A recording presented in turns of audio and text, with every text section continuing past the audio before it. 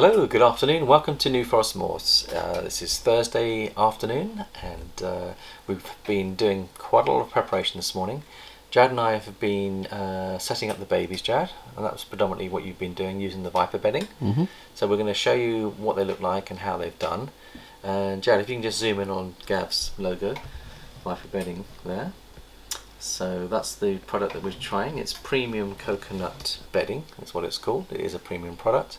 We've enjoyed using it, Jared. Just talk through what you did, Jared, last night, the preparation, and then what we've done this morning. Yeah, so yesterday I spent about 30 to 40 minutes hydrating it. So you put it in a big tub. It comes in a block. You put it in a big tub.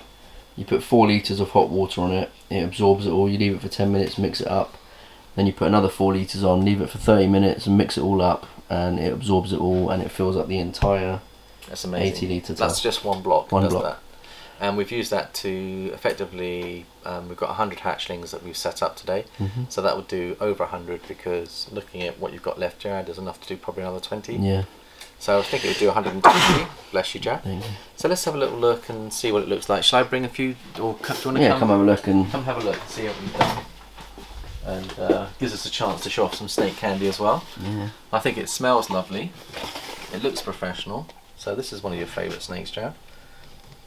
And we're going to be talking about this in today's projects about the triple hets and using double visual girls to help bring that about as well. So that one is a pastel. Yeah, they all look happy. You can see they're digging along. What I found, Jared, is they're actually digging down to the heat mat. So you'll find at the back end they tend to then burrow down. Yeah. They enjoy it. It gives them activity and stimulation. I think it's going to be a lot more fun for them to be on bedding like this than it would be on paper. So that's another beautiful black-haired lavender het for Pied, and she's doing really well. We've got a black-head up here, Zip. Let's see how he's settling in. So that's a black-haired het clown, and he's digging away. He's digging away. I think they're really enjoying the enrichment, Jared. I think that will actually help them to relax and feel more at peace. So we want to thank Gavin for recommending.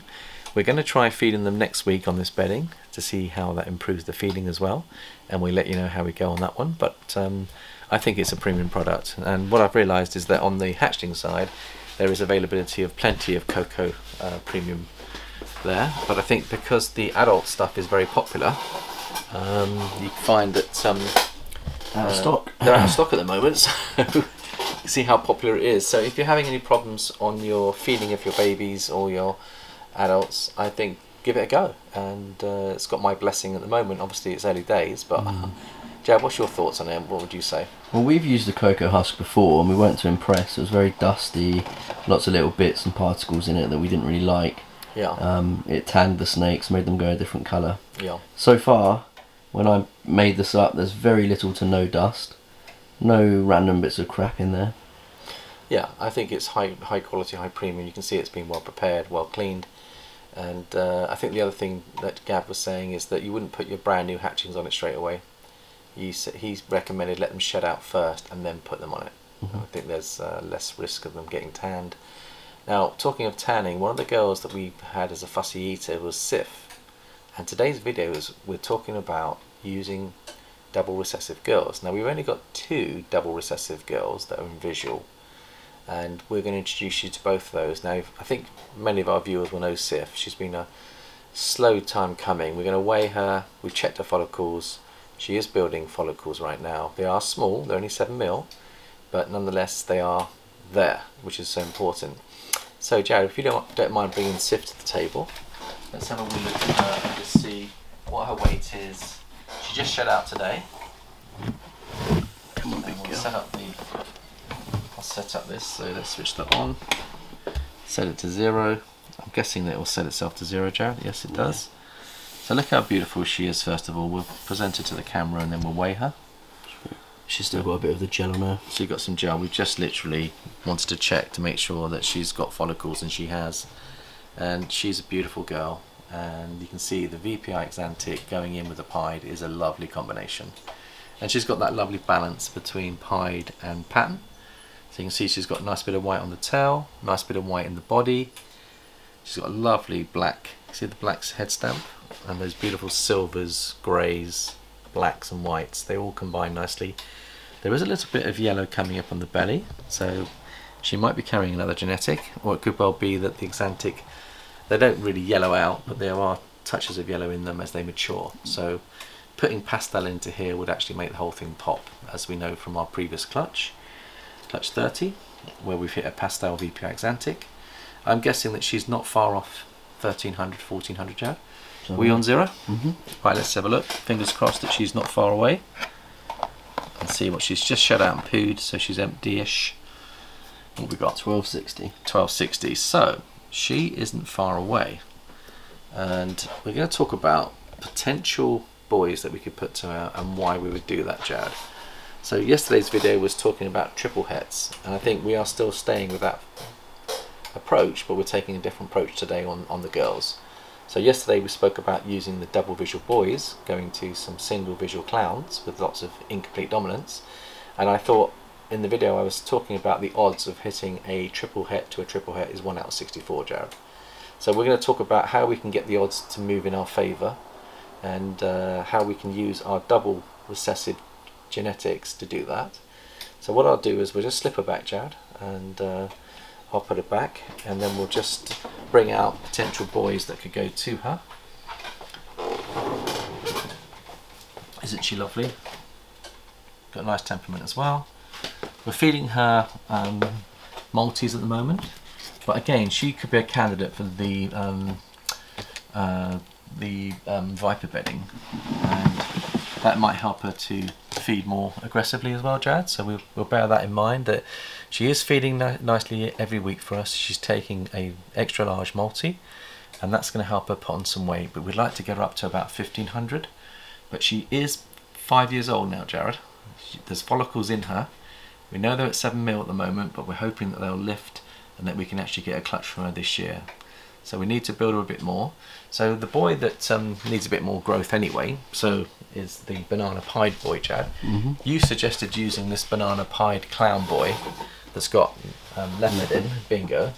Let's just bring him out and weigh him, see how he's doing. Have we checked that he's producing sperm yet, Chad? He hasn't got it yet. And when was the last time we tested? A couple of videos ago. So let's just see what he's weighing. 710. 710. Now let's just do a check. We'll switch cameras. Jack can just check see if there's any sperm. I mean, he needs another month or two before we put him to that girl anyway, but it'd be nice to know if he is producing sperm. Oh, there's a little bit now. Yeah, that's really good. Yeah. That's what we're looking for. That's good news. So I think he would be a good candidate to go to Sift. So that's lovely. He's a couple of years old now, Jared. So that's really wonderful, and he's a beautiful boy. So if we were to use him, Jared, let's just talk through the percentages, odds, and the combinations of what we could achieve here. Now we're obviously looking to get the VPI Axanthic clown pieds is what we're shooting for ultimately, but this will have leopard in. Now leopard is a darkening gene. If you put a darkening gene into an Axanthic, it only enhances the quality of that Axanthic. So it would be good to have the Axanthic and the leopard come together. The only thing is, if we get banana in there, that would brighten things up a little bit, so we probably don't want the banana. But you know, we might get lucky and we might find that he might just come in with the leopard. Well, the good news is everything that's not a banana is going to be a girl. Yes. Yeah. No, that's so good. That means that everything we produce that isn't banana, yeah, we can grow up and be a big female. What we need to do is we bought this from D, and we need to ask D whether it's a female maker or a male maker. Yeah, true. Most likely male maker. It could well be, but Jared, knowing D, he may have actually sold as a female maker. So. But I think we will check with D, and again, I think we've got the genealogy and the record. So getting the family history is very important, because when you have a sex-linked gene like this, it's important to know whether it's going to produce male or female bananas. And so we'll have a look into that one. But he's enjoying his new rub. We've upgraded him over the last 3 weeks. He's settling in really well. He likes to sleep a lot, but also he likes to come out and enjoy a little bit of time with us. The fact that he's now producing his first sperm is really exciting. It couldn't come at a better time, could it, Jared? No. And the weight, are you happy with the weight? Yeah, 700 is a great weight for a breeder male. I think we've got something really classy here. I'm just hoping it'll lock. Now, the strategy would be, rather than put him straight to Sift, who's a first-time breeder for us, there is a strategy to introduce your boys to mature girls. And what would be the advantage of doing that? Well, if it's their first time, get them used to it, so they know what they're doing. Get the hang of it. So a mature girl is going to give off more pheromones. It's going to do probably more tail shaking. So for the new breeders out there that are probably trying to work out what signals the girls give you, in 5 or 6 years of us breeding, Jared, 7 years for yourself, I've only ever seen one girl tail wag in 5 years, and that was Penelope, our pinstripe girl, and she was late going, but when she wanted to let you know about it, she did. And we saw her in her rub, she lifted up her tail and she waggled her tail like this, just spraying and scenting and giving off those hormones. She uses her scent glands to do that. They've got scent glands in the cloaca. So if you get girls that start doing that, they're basically saying, come on fellas, I'm waiting. We haven't got any doing that at the moment, but so I don't think you need to have that to breed, but when you get that signal, it means the female is raring to go and she needs a male. We've got a couple of girls that are seeking a male, and I can sense that and feel that at the moment, and particularly the ones that have got big high follicle growth, and that's where the ultrasound comes in helpful, because we can pinpoint exactly the size of the follicles. Also, in case there are some sexing issues, when you do a scan on your animal, you'll see whether it's got follicles or not. If you've got an animal that's sold as a female and you think it's a female and you haven't double checked it, when you use your ultrascan, you can also sex the animal, because you can see whether they've got follicles or not. If they've got no follicles, I mean, most girls will have minute follicles, so it doesn't mean to say that they aren't girls, but they may not be sexually mature. But if you've got a 5 or 6 year animal and you're checking her and you can't see follicles, the chances are that they may well be a boy, and obviously you need to either use a probe kit or you can pop. So the ultrascan is very useful. The ultrascan is also very useful because you can also see what's going on inside the animal. So it can actually pick up tumours, it can pick up abnormalities with some of the organs. You can actually see various organs inside. You'll be able to see the heart, you can see the, I think they've got, what do you normally home in, Jared, before you start looking for follicles? Gallbladder. Gallbladder. So the gallbladder shows up very clearly. And so that's the starting position when we're ultrasounding, then we move back and we try and find those follicles. So it's usually the last, from the halfway down the snake is where the follicles are likely to be, working your way down. You can also find out how many eggs she's got and where they're laying. And you sometimes get 2 tracks where they have follicles in one area and follicles in another. So it's important to use the scan if you want to get an idea of the size of the girl and how many eggs that she's producing. You can check all these things out before you put your male to her, which could be valid, because you might want a big girl like Colossus that will give you 14 eggs, and you may want to put in a high-end boy to her, a high-end ultra male. She's het for ultra male, so you can produce 14 animals, say, and your odds are then going to go in your favour, because the more eggs you produce, the more chances you have of hitting these difficult recessives that sometimes double and triple recessives are hard to hit. So, talking of that, Jared, let's talk about how do we improve the odds. Have you got any ideas? We were speaking about it very informally while we were cleaning, and Jared's come up with some ideas that actually improve the odds on the triple. We talked about the Holy Grail, and we also talked about yesterday's project, which was the VPI Exantic Clown project. So, if we were to put the Banana Boy to Sift, both double recessives, what would be the best outcome we could get for that, Jared? Is it 1 out of 32? Is it 1 out of 32? So what would happen is we'd produce guaranteed visual pieds, because they're both carrying pied. So a visual pied to a visual pied brings a guarantee of having pieds. Yeah. You've also got the exantic in the girl. So 100% of the babies will be het for exantic, so that's guaranteed. And then you've also got the clown in the boy, so everything will be 100% clown. So half of them will have banana and half of them will have leopard. So if we just put the incomplete dominant genes to one side and the dominant genes to one side, let's just focus on the recessives and work out the odds. So if you end up producing a visual pied double het, and let's say you produce a male and a female, Jared. If you then put a visual pied double het for clown and exantic to a female pied double het clown and exantic, you effectively bring your odds down from 64 to 16. And that works because two visual pieds coming together guarantee pieds on the future offspring, and you've effectively got two double hets sitting on either parent. And we know that double het to double het is 1 in 16. So what the visual pied does, it brings the odds down from 64 to 16, which is effectively 2 clutches. So the strategy would be, put these two together, grow up a male and female, put them together, and then you've got a 1 in 16 chance of hitting what your target is, plus you could have a 50% chance of being leopard and banana. So that's one way of bringing the odds down.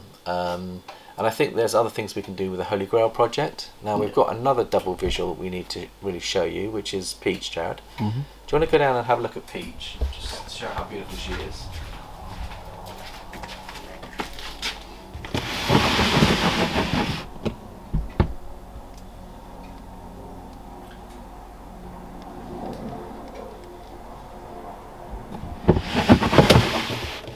Now she is 5 years old.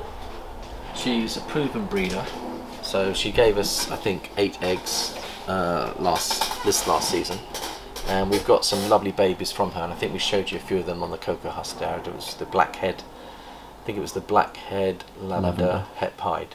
So they're going to be growing up for the future. Now, if we've been doing a lot of sexing as well, haven't we, Jared? And we've got one of them is a girl. So Arwen, who is 2 girls actually. We've got 2 girls and one boy. So if we take one of the boys, now I think one of the boys, have we named them yet, Jared, or not? Legless. Emily named them, yeah. So she's named him Legless after the movie Lord of the Rings. So let's take Legless. So if we were to use Legless as a future breeder, we could put that boy back to the mother, and we'd end up producing blackhead lavender pieds or dreamsicles. That would be the maximum we could do. But the other option we've got is we could put another male to Peach. And Jared, which male were you thinking that we could do to get into the lavender pied clown project, which is the Holy Grail? Who would you use for her? So we've produced a bunch of triple hets. Yeah. So I'm thinking use one of the pastel triple het dreamsicle clown male. Right. Let's bring out one of those. I think we've got one here. Not there. It's really beautiful. That's not it. That's not it. Oh no, which one is it, Jared? They're down here. Okay. If you bring out one that's doing well. Troy's already messed up his tub. God. They don't mess about, do they? They get in there.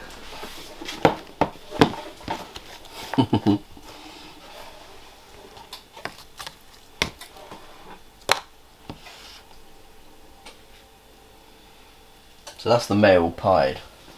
So this is the one that would be better to use, wouldn't it? So if we just have a look and see what we've got here. So here we've got the banger of the clutch. We did hit one visual pied, which is our holdback, who's doing really well. I don't think we actually weighed him yet. Should we weigh him just at the scales to see what he's looking like? And he's loving his new cocoa bedding. Look at that, beautiful. How much is he doing, Chad? He's 150. So he's 150, and he's eating at the moment rat fluffs. But I think we'll progress him up to slightly bigger Maltese, Jared. I think he's getting, and we need to upgrade him to the sub-adult racks as well. Yeah, he's getting a bit big for this. So he's starting to get quite big, and you can see they're all doing well. 150 is very respectful and very, very good. This one doesn't have the. This one's a pastel pied, isn't it? So you've got pastel in as well. This one's a pastel triple het. Yeah. Is that a boy or girl? That one. Boy. That's a boy, and you can see that still very, very pretty, and it's got a ringer on the tail. You can see there's a little ringer there. And it's feeding beautifully, and it's very strong and healthy, and that is a pastel triple het boy.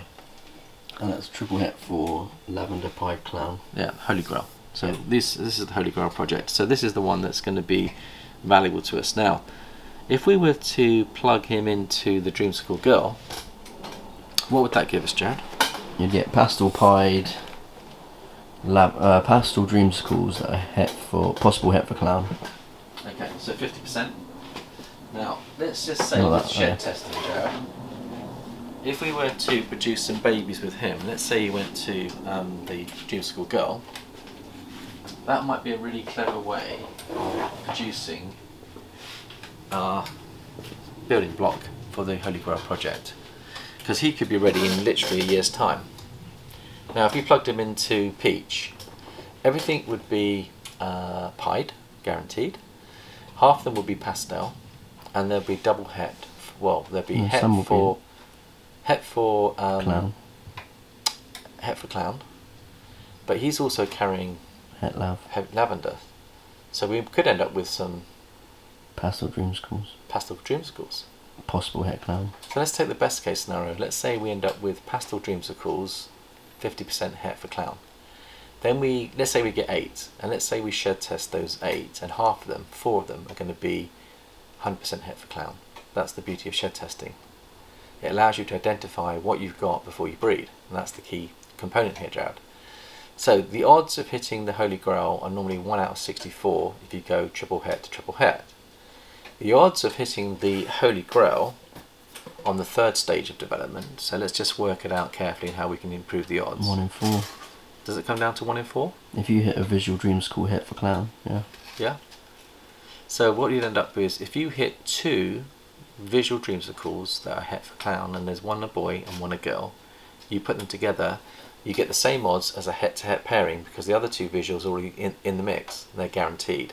So that's when you bring the 64 down to 4. So that's quite clever. If we end up, let's say we don't end up with a dreamsicle, we ended up with 1 dreamsicle, Jared. And what are the chances of using that boy of hitting a dreamsicle? He's obviously visual pied, going to a double visual 1 dreamsicle. out of 2. So when you've got 1 out of 2, how did you work that out, Jared? So you've got... She's a visual, he's a het. Okay. So 50% chance of the babies being visual. Yeah.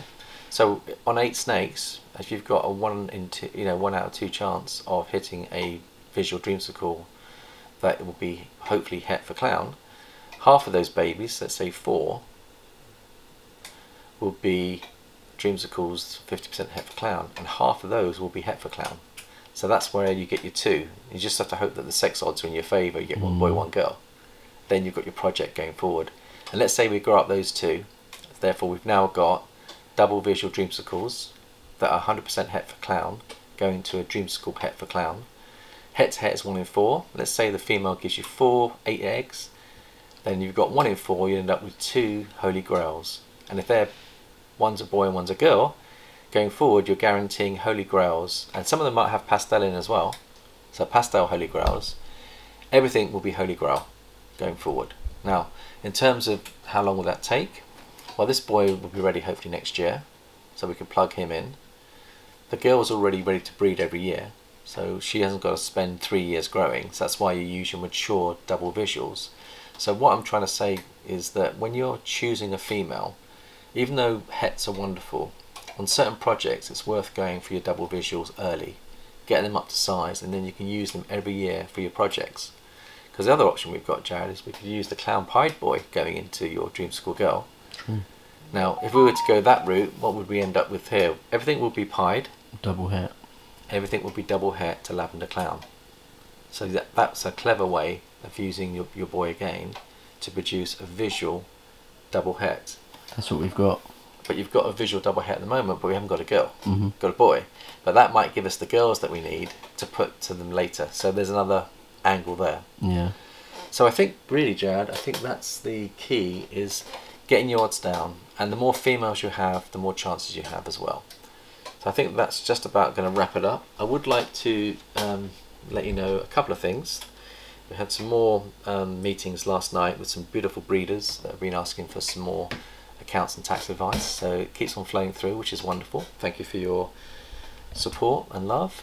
And we've also got an update on one of our favourite families that are coming in Halloween, and you can see that I think Callum's brother is dressed for Halloween. Talking of Halloween, Jared. And this is the lovely thing, is as you build relationships with these people in the community, they become good friends and they share their hobbies and interests both in the hobby and outside. And let me just show you. There we go, Jared.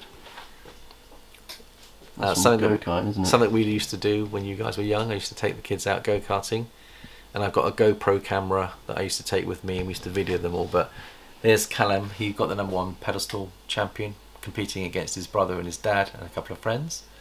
So Callum is super excited about coming down in the Halloween period. So we want to look forward to that. Anything else you wanted to cover, Jared? Nope. Overall, you're very happy with the Viper bedding? Yeah, we'll keep you updated as we use it and see what happens. And of course, if you've got any questions on triple hets and how to get into them and get the odds in your favour, please feel free to drop us. There was one thing I did want to prepare us for the next video, which will probably be when Jared gets back in the facility on Monday. I might shoot a video of the weekend if Emily or Mandy are about and there's something of interest to everyone. But we've got a shed over here from the Sunset Boy, and we've got a couple of minutes to talk about that. Now, it's in one piece, but it is slightly broken.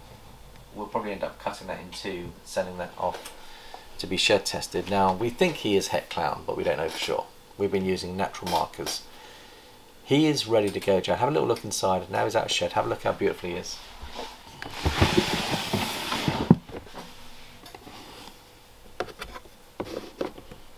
Isn't he lovely? Yeah. And have we checked in for sperm yet? I'm not sure. Get him out. You get him out. Let's weigh in. Checking for sperm. I think I'll just set this on the on button. He's a pastel Enchi. Pastel Enchi, and he is 100% het for Sunset, and he's 50% het for Clown. 1055. Oh, more than big enough. Yeah. He'll have sperm for sure. He's got the capability of going to 3 or 4 girls, and we want to use him. But first, before we breed with him, Jared, we're going to send his shed off. Get that back in a week or two, just in time for the breeding season. I think he's a het clown because I can see het clown markers. Look at the dripping on his alien heads dripping down. See the dripping? Mm-hmm. So you can see that he's already creating eye drops, and those eye drops aren't fully extendable to the usual clown approach, but they've got the het markings, and also he's got the white tip on his tail. He's also got the neck pattern, and he's dripping on his alien head. Alien heads are dripping down, at least the dorsal's dripping. So I'm hoping he'll prove out, and if he does, guess where he's going to go, Jared? To a clown. To a clown, and we're going to produce hopefully a visual clown, which half of them will be het for Sunset, and then we get the Sunset into our clown project, and then we can breed those on and produce some visual Sunset clowns eventually. So I think it's going to be very powerful. We have got a girl who's underneath him, who is called Solar. She's eating well. She's Orange Dream Enchi, and she is het for Sunset. So we're going to get the Orange Dream Enchi into the Sunset Clown project as well, and I think that will go really well, Jared. Super Enchi as well. Super Enchi into there would be wonderful. So I think these animals are valuable to us, and we're looking forward to proving them out, and we'll be putting him to some other girls. So next week we're going to go through some of the other girls and how we're going to bring these new beautiful projects about, and we're doing it on quite a tight budget, Jared, aren't we? And just trying to show that you don't need to be loaded to hit these high-end genetics. You've got to take your risks, calculated risks, and you start small and build up. As you get confident and prove concept, you're willing to spend more money, and then you can go for the high genetics, and that's the name of the game. Right, I think that'll wrap it up. So thank you for your love and support. Thank you, Jared, for all you've done this week. Really appreciate it. I know you're falling in love with that bedding, Jared. It smells beautiful in here. Can't smell any pure wee. All I can smell is fresh coconuts. Oh, just a quick one. The electrician's coming at the end of the month now, and we'll give you an update with the new system we're putting in there. Thanks for watching, and bye-bye for now.